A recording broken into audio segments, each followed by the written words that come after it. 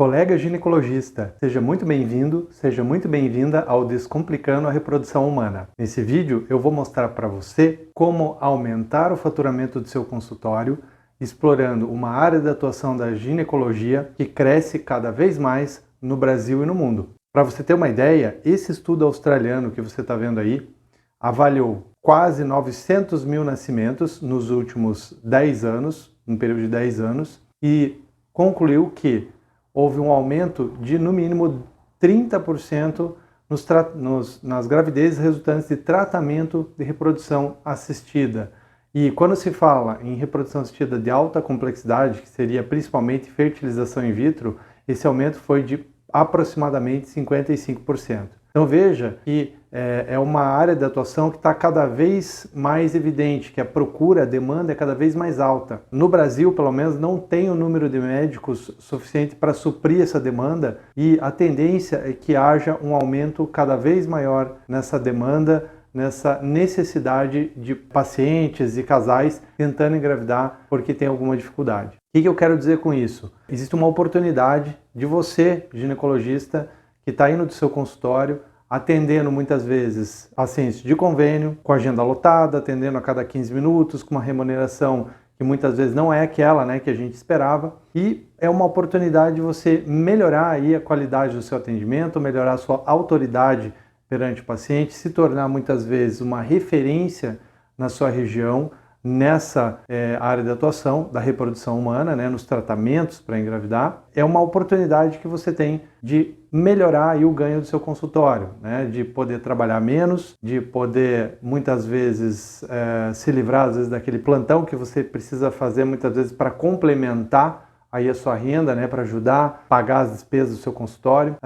Seria uma maneira de melhorar bastante aí a tua autoridade, o valor percebido pelo paciente na tua consulta. Existe aí um questionamento muito frequente que os médicos pensam que só quem consegue fazer esse tipo de tratamento é quem ou é dono de algum laboratório de reprodução humana ou quem está dentro de um laboratório trabalhando nesse sentido ou já tem uma especialização aí firmada. Na verdade, é possível você começar nessa semana ainda, vamos dizer assim, já fazendo tratamentos de baixa complexidade no seu consultório, usando aí basicamente os conhecimentos que você tem de ginecologia, basicamente ginecologia endócrina, Então, você vai poder usar esses conhecimentos e propor tratamentos de baixa complexidade já no seu consultório, sem ter, inclusive, ultrassonografia no consultório, que é o que também muitos colegas ou muitas colegas acabam questionando. Como que isso é possível? Então, aqui eu vou dar algumas dicas de como que você pode começar o quanto antes aí a praticar, atrair esse tipo de paciente aí para o seu consultório. A primeira coisa é selecionar muito bem o tipo de paciente que você vai oferecer o tipo de tratamento, Então, claro que aquele casal que já chega com a queixa de estar tentando engravidar e não conseguir, e aí nós temos que definir bem qual é o diagnóstico da infertilidade.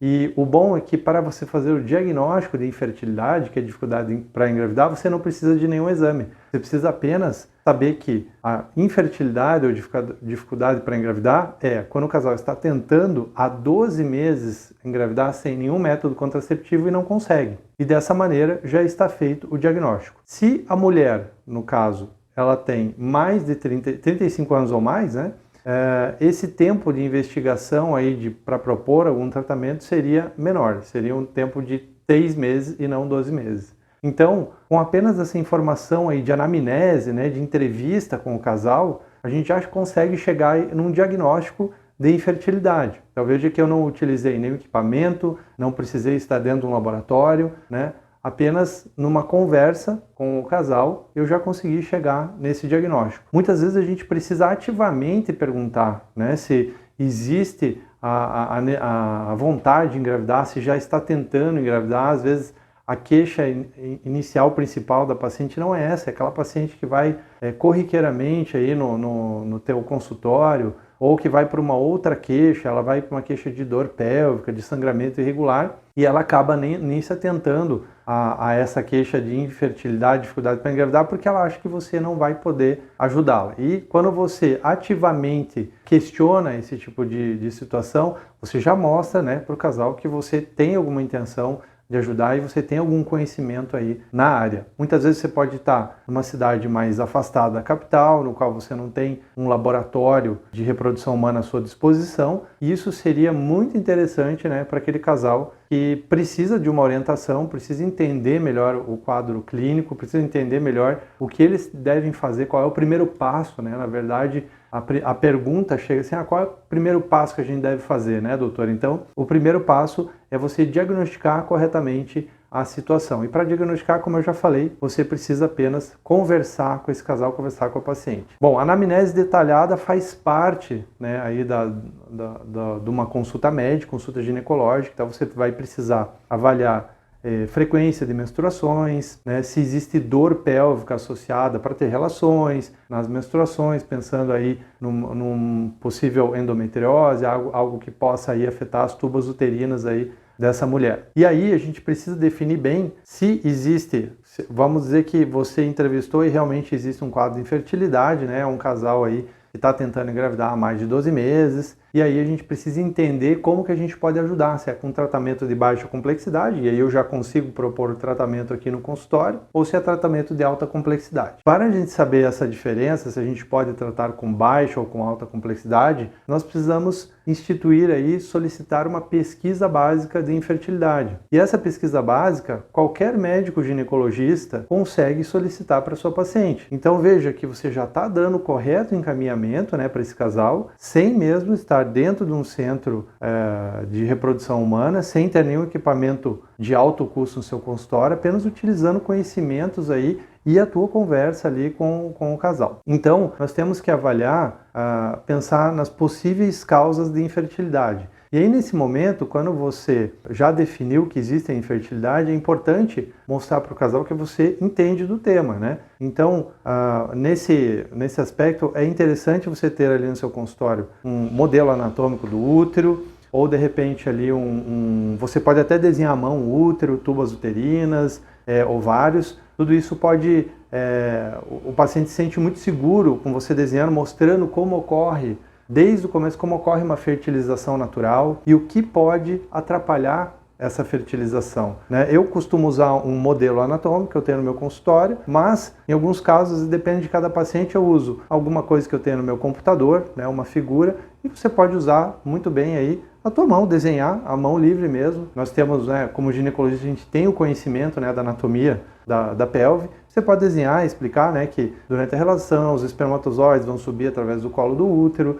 vão chegar nas tubas uterinas, né, vão fertilizar o óvulo que foi liberado na ovulação e que esse embrião formado ali na tuba uterina, isso é um conhecimento muito interessante para a maioria das pacientes, saber que a fertilização ocorre nas tubas uterinas, né, então você já está ali dando uma informação de qualidade para ela. Explicar que o embrião vai ser transportado da tuba uterina até o útero e se implantar no endométrio, e que essa viagem do embrião até o endométrio leva em torno aí de 8 a 11 dias. São informações simples, mas que mostram aí que você domina o assunto, né? Mesmo você não sendo especialista da área ainda, você está dominando o assunto e está mostrando para ela que você sabe o que está falando. Fazendo dessa maneira, você já está mostrando aí muito mais valor na tua consulta do que se você apenas dissesse assim, não, você tem uma dificuldade para engravidar e você precisa fazer o tratamento X, né? Então, já está mostrando ali o porquê, né? Sempre que a gente mostra o porquê de alguma coisa para o paciente, valoriza muito mais aquilo que você está propondo.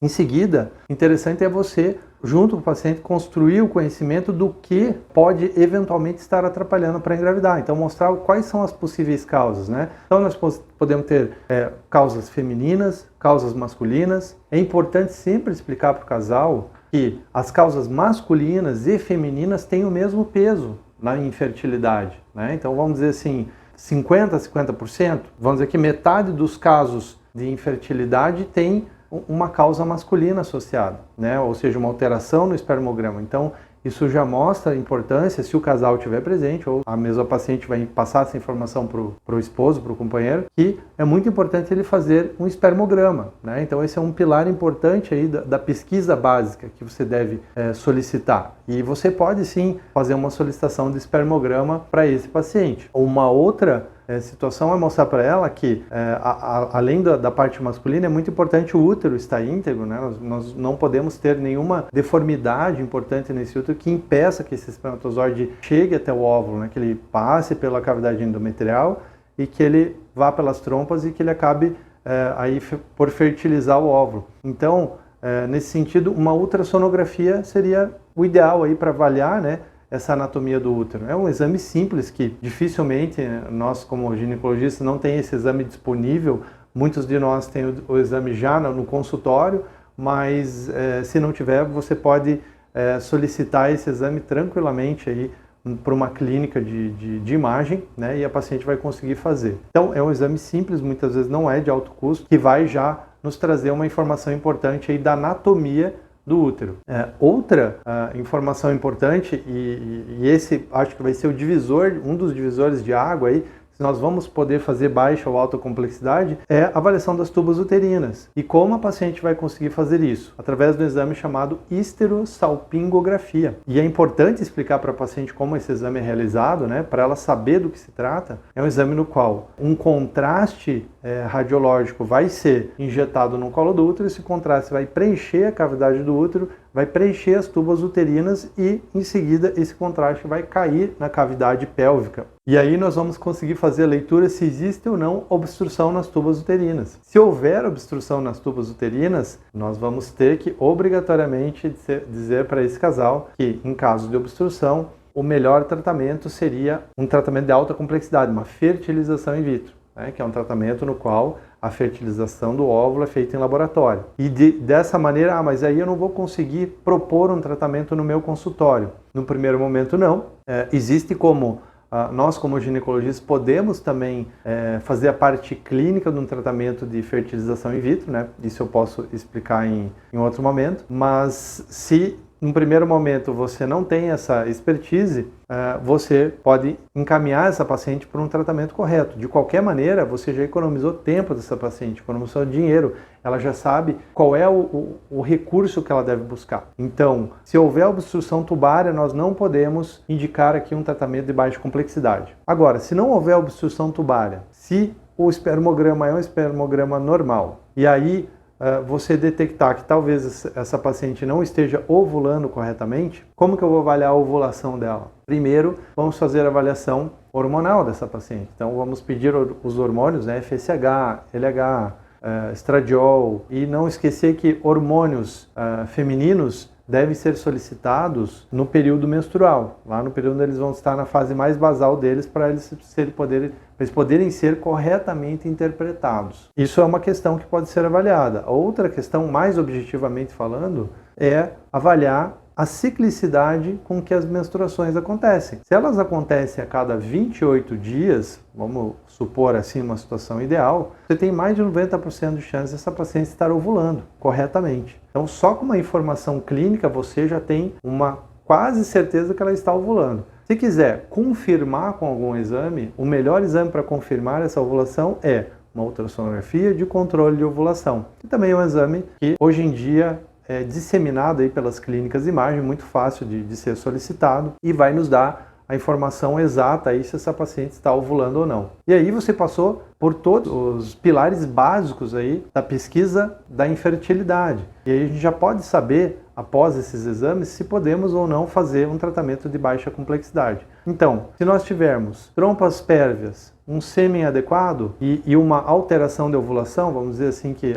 o exame mostrou alteração de ovulação, podemos então propor um tratamento de baixa complexidade. O quadro clínico mais comum de alteração de ovulação, no qual nós podemos propor um tratamento de baixa complexidade, é a famosa síndrome dos ovários policísticos, ou anovulação hiperandrogênica, no qual a mulher não ovula adequadamente e aí ela pode se beneficiar de um estímulo de ovulação. Mas aí você não vai fazer apenas um estímulo, não vai apenas dar para ela um indutor de ovulação, como a gente vê muito acontecer por aí, pede para a paciente tentar engravidar. Você vai fazer vai acompanhar essa paciente, mesmo que você não seja você quem vai fazer os exames de ultrassonografia nela. Como que isso funcionaria?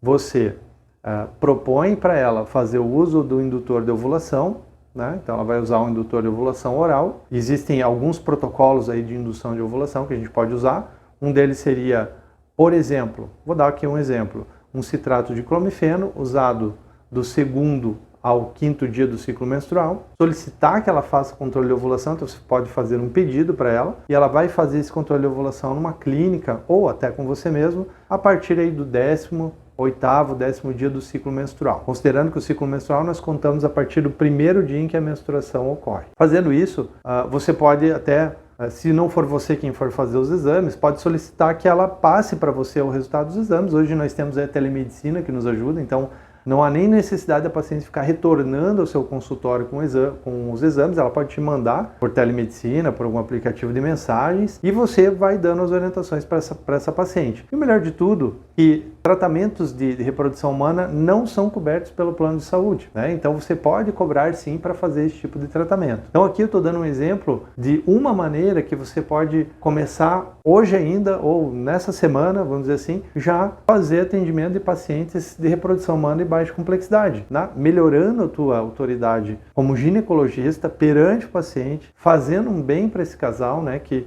talvez não tivesse um atendimento. Eu acabo fazendo atendimento de pacientes que ficaram, às vezes, anos com ginecologistas que ficaram dizendo para eles fazerem um tratamento ou outro sem muito conhecimento e tratamentos que não eram efetivos. Então, se você começar a se destacar dessa maneira, começar a fazer dessa maneira, com certeza a rentabilidade do seu consultório vai aumentar de uma maneira legítima, porque você vai estar realmente agregando muito mais valor para os seus atendimentos. Espero que esse vídeo tenha ajudado você e até a próxima. Obrigado!